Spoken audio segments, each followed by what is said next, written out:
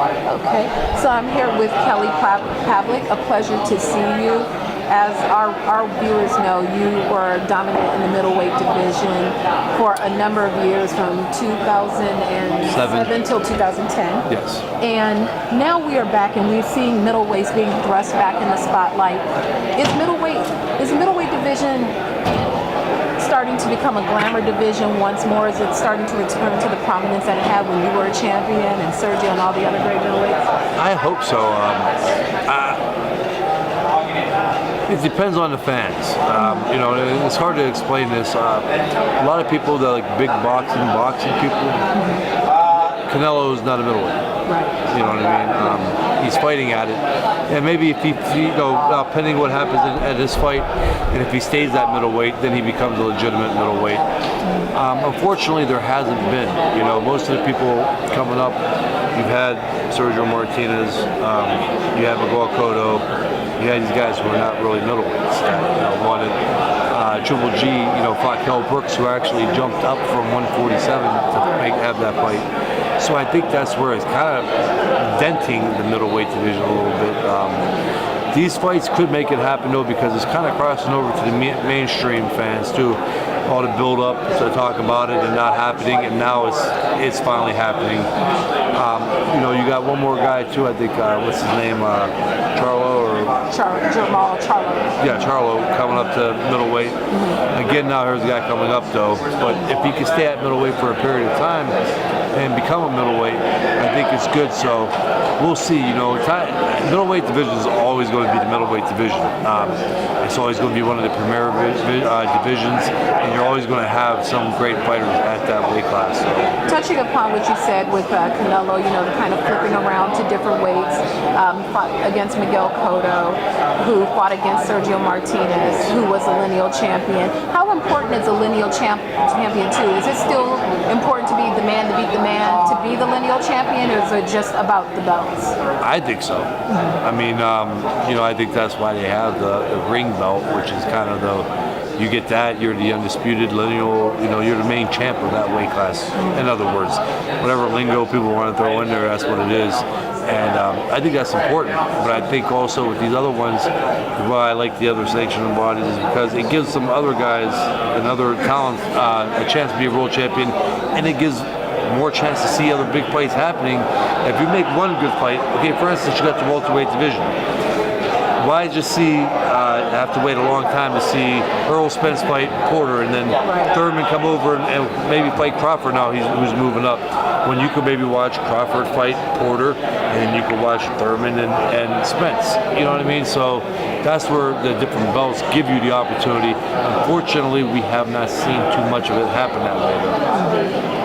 Before we talk some more about the fight and the stylistic matchup and what these fighters bring to the ring, what's happening in Kelly Pavlik's world? You're still such a beloved fighter to so many fans, and I know a lot of people are excited to see you here this weekend. What's going on with Kelly Pavlik? I've been staying busy since I retired. I was talking with Jerry Cooney, and I took a break from it when I retired from boxing. Stayed away, it's kind of a little at the point to have tired of it, and I had other things that I was keeping me busy. And then recently I fell back in love with it. Boxing has been my life. It gave me opportunities and things to do that I would never have in any other field. And I got a podcast show now that we're doing, The Punchline, with Kelly Pavlik and James Dominguez. I have other investments outside of boxing that I've been busy with since I retired, and obviously my kids. And then I'm into this powerlifting stuff now. I've only been doing it 9-10 months, not big, but it's been kind of fun, and it's competitive, and when I find time to do it, which I wish was more, I do it. How's your perception of boxing changed now that you're doing the podcast and you're looking at it from a non-fighter point of view? How has it enhanced the sport for you? Have you really enjoyed looking at it from that non-fighter perspective?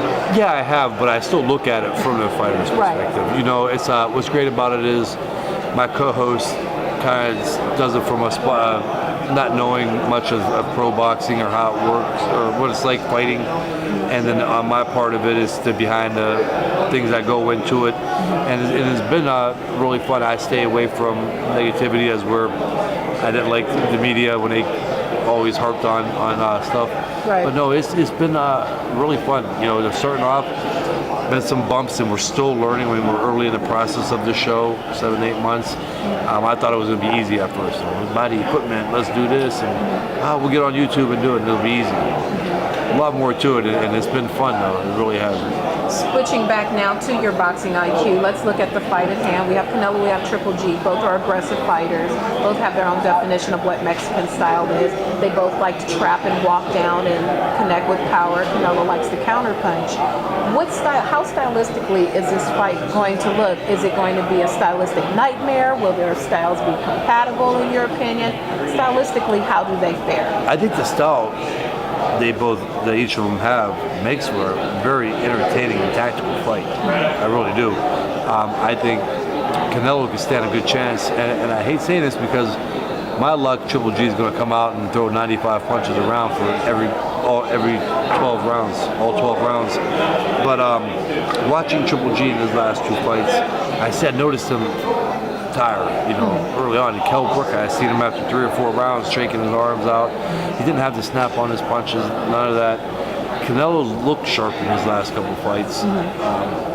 I think if Canelo fights an almost perfect fight and uses the footwork, I'm not talking about dancing around the ring, I'm talking about the inches and angles, make Triple G miss and as he makes him miss, he's still in range to counter and build up those rounds. I think Canelo could win this one on points. I don't see him stopping Triple G. On the flip side of it, when you have the power that Triple G has, that can change. I don't care how much experience you have or how many big fights you've been in, and you get hit, your brain does funny things, and Triple G has a chance of changing that fight from round 1 to round 2 on, too, with one shot. In a sense, from a fighter becoming rusty, we look at Canelo's last opponent with Chavez Jr., where he essentially pitched a shutout, and then you look at Golovkin's last fight with Danny Jacobs, which was competitive and went the distance. From a conditioning and a sharpness point of view, what is more beneficial to a fighter, to be in a fight where you're pitching a shutout, you don't take much punishment, or to be in a good fight that keeps you alert and competitive and keeps you a little sharper because you've had some more competition? That's probably one of the better questions I've been asked.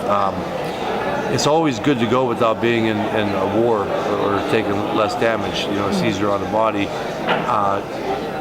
For Triple G, the big factor that not a lot of people talk about is that he's 35 years old. Everybody is different. And a lot of other sports at that age, you're a veteran. Your time, you're coming towards the end. Especially in boxing. I mean, if you're considered that in baseball, which they are, boxing is more demanding on the body, and you have to use reflexes every bit as much. We don't know if Father Time shows up Saturday night or not for Triple G. So these wars at this point should be he should want those less, because that's only going to make things worse for his fights and put more wear on that 36, 35-year-old body. Canelo smooth through. He's young. Even if he was in a tough fight, his recovery time should be a lot quicker.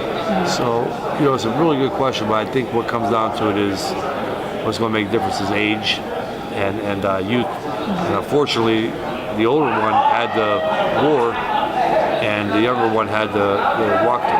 With that same point of view, Canelo turned professional pretty young, in his teens, if I recall, and so he's been fighting a long time too. Even though he's young, he's been fighting from 14, 15, 16, however young he was when he turned pro.